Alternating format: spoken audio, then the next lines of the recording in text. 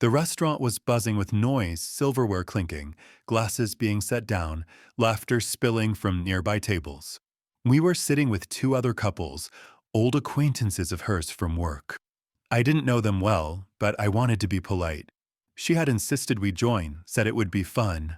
For the first hour, it was. Light conversation, shared appetizers, the kind of chatter that fills empty air. But then the topic shifted. Someone asked about chores at home, who did what. Jokingly, I admitted, I handle most of the fixing, but I'm hopeless in the kitchen. It should have ended there. A harmless confession. Instead, she smirked, leaned forward, and said loudly, "Hopeless in the kitchen? He's hopeless at plenty of things." The table erupted in laughter. Everyone except me. I forced a polite smile, but my stomach sank. The laughter dragged on, and she joined in the loudest. Not a nervous chuckle, not a playful tease. She threw her head back and laughed like it was the funniest thing she had ever said. Her friends looked at me, waiting for me to laugh with them. But I didn't. I looked at her instead, the woman who was supposed to have my back, and I realized in that moment how little she respected me. The meal went on, but the taste was gone from everything I ate. Her laughter echoed in my head louder than the clatter of plates, louder than the music, louder than any words spoken for the rest of the night. When the check came, I paid it, smiled, thanked everyone for the evening. But inside, something had shifted, because she hadn't just laughed at me, she had mocked me in front of others. And she had no idea what that small cruelty had just cost her. On the drive home, she hummed to herself, scrolling through her phone like nothing had happened. I kept my eyes on the road, replaying the moment again and again, each repetition hardening something inside me. By the time we pulled into the driveway, I already knew. That would be the last time she ever laughed at my expense. After that dinner, I didn't bring it up. No questions, no arguments, no late-night fight in the living room. I simply went quiet. Not the silence of sulking, but the silence of distance. In the days that followed, I stopped filling space with words. If she spoke, I answered, but my replies were clipped, functional. I didn't ask about her day, didn't try to spark conversation. I let her talk into the air and then sit in the weight of her own echo. At first, she seemed relieved. No confrontation, no tension, just me, steady and calm. But then she began to notice the difference. I stayed out longer after work, not rushing home like I used to. I stopped fixing the little things she left undone, the squeaky cabinet, the dripping faucet, the car overdue for its service. At night, I scrolled through my phone beside her, eyes never lifting when she spoke. She frowned more often, watched me carefully. "Everything all right?" she asked once, her tone laced with something unfamiliar, uncertainty. I looked at her, offered a thin smile, and said, "Perfect." She didn't believe me. I could see it in her eyes. Meanwhile, I was making arrangements. A separate account, quiet transfers. A storage space, half filled with boxes she never noticed missing. Old ties reknotted, friends I hadn't seen in years suddenly back in my life, evenings spent with them instead of by her side. Every step was deliberate, every move quiet. I wasn't punishing her. I wasn't even warning her. I was preparing. The irony was bitter. The more distant I grew, the more effort she put in. She began cooking again, lighting candles at dinner. She dressed differently around the house, makeup done even on lazy evenings. She set her phone down face up, as though to prove she wasn't hiding anything. But all of it felt staged. Because when someone shows you who they really are, their laugh sharper than a knife, their words meant to humiliate, you don't forget it. And I hadn't. Her friends had laughed because she told them to. But soon, she would see what it felt like when the laughter stopped. By the second month after that dinner, the silence between us had changed shape. At first, it was something she thought she could ignore. A mood. A phase. Something I'd get over. But silence stretched and distance grew, and now she couldn't escape it. She was starting to realize it wasn't passing. It was permanent. Her attempts to reach me grew more obvious. She planned a date night, insisting we go to a new restaurant. She wore a dress I hadn't seen in years, smiled like she was trying to summon a past version of herself. All evening, she laughed too loud, touched my arm too often, glancing nervously at me for approval. I stayed polite, smiled when expected, paid the bill. But when we got home, I went straight to the spare room and shut the door. Her face in the hallway, tight, wounded, almost desperate, told me everything. For the first time in years, she knew she was the one chasing. Meanwhile, my preparations were nearly complete. The storage unit was full, rows of boxes containing everything I wanted to keep. The account I'd built quietly was strong enough to carry me on my own. And the apartment I had chosen was waiting, keys cold and heavy in my pocket whenever I thought about the life ahead. I wasn't drifting anymore. I wasn't confused. I was ready. She began to panic. I found her in the kitchen one night, eyes red, mascara smudged, clutching a glass of wine. "Why are you doing this to me?" she asked, her voice breaking. I stood in the doorway, steady, quiet. "You humiliated me," I said finally. "In front of people. You laughed at me. You made me into a joke." She shook her head quickly, tears spilling. "It was just a joke." "I didn't mean it like that," I cut her off.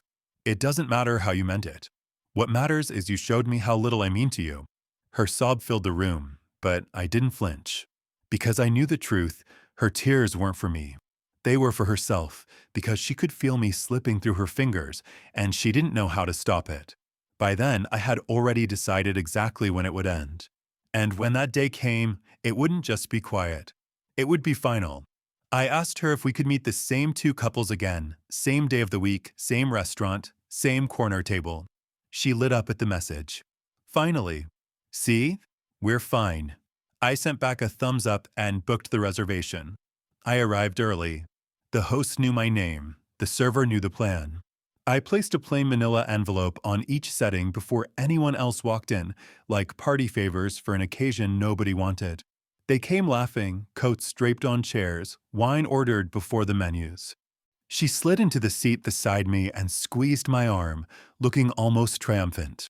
It was a performance, hers, and I let it run. Small talk warmed the table. Stories, work, travel. Then our friend with the sharp laugh nudged the conversation toward funny partner habits, and I watched my wife gather breath for another line. I touched the stem of my glass. "Before we get to the jokes, I owe you all something," I said lightly. "Last time we were here, I let a laugh roll at my expense. I didn't say anything. That was rude of me, because it made you all complicit without your consent." A few confused smiles. She frowned. "What are you doing?" "Correcting the record." I slid the envelopes around the table, the paper making soft, decisive sounds on linen. "Open them after I'm done." "Is this a prank?" someone asked. "No," I said. "It's proof." I looked at her, not unkind, not angry, just finished with pretending. "You said I was hopeless at plenty of things," I told the table. "Turns out I'm not hopeless at documenting." She went very still. I didn't raise my voice. I didn't point. I didn't list every slight. I simply gave the facts the gravity they deserved. "The group chat," I said. "The one named Thursday Girls. The messages where I'm a punchline. Screenshots are in the envelopes. The night you wrote, 'He's sweet, but so dull it hurts.' The night you added, 'I'd rather be with someone who actually makes me feel alive.' Color rose in her cheeks, then drained. "You went through my phone?" "No," I said. "Your iPad. It syncs automatically. You left it open on the coffee table, right next to the candle that smells like fig and cedar." Someone's chair scraped. The server stepped toward us, then thought better and retreated. And because I don't want to tell half a story, I added quietly, "There are also 2 receipts. Same envelopes. Hotel bar, 2 dates. Your name and his card on the first. His name and your room number on the second." I blacked out everything that involved the staff. They didn't ask to be part of this. Her mouth opened and closed, a fish gasping on a docked boat. "It's not, we were just, you don't owe me a speech," I said. "You made your choices. I'm merely closing the account." Around us, the restaurant kept humming as if we were inside a snow globe and someone had shaken it. Noise sparkled, but never quite reached the table. Paper rustled as our friends finally peered into their envelopes. Silence landed heavy. Eyes shifted, then dropped. I took my ring off and set it on the bread plate. It rang once, soft as a bell struck in fog. I signed my part yesterday, I said to her, calm enough that even I was surprised by it. My attorney will email yours in the morning. The lease on my new place started today. I paid out the check for tonight already. You can stay and finish your wine. She grabbed my wrist. Her voice was a whisper torn on a nail. Please don't do this. We can talk at home. We don't live in the same place anymore, I answered. We haven't for a long time. We just shared a kitchen. She flinched. You're humiliating me. I met her eyes. No, I'm ending the humiliation. I stood. The table seemed farther away than it was, like a stage at the end of a long aisle. I looked at each of them, a quick, humane glance so they'd remember they'd seen a man behave like one. I don't need anyone to pick a side, I said. Just know that grace isn't silence. Sometimes it looks like leaving. I turned to her last. You laughed at me here, I said, not unkindly. Tonight, I learned to laugh differently. What does that mean? She asked, voice breaking. It means the joke was never me. I slipped my key onto the napkin, laid flat, shining like a small coin in snow. Then I walked away, past the host stand, past the bar where strangers leaned over stories, through the door that sighed like relief. The evening air carried the smell of rain and hot stone. My car was where I'd left it, city lights braided across the windshield. I sat for a moment with my hands on the wheel, not to savor anything, just to honor the quiet after a long noise. My phone buzzed and buzzed and buzzed calls, messages, a trembling string of explanations. I let them line up like unclaimed baggage on a carousel that would never stop for me again. When I finally drove off, the streetlights winked in the side mirror and then disappeared. I didn't feel triumphant. I didn't feel hollow. I felt accurate. Back at the new place, boxes along the wall, one lamp, a mattress on the floor. I set the ring on the windowsill and watched it catch the passing headlights. Somewhere, at a table of 6, they were reading and not laughing. Somewhere, a woman was understanding the cost of an easy joke. And for the first time in a long time, the silence in the room belonged to me. It was exactly as loud as I needed it to be.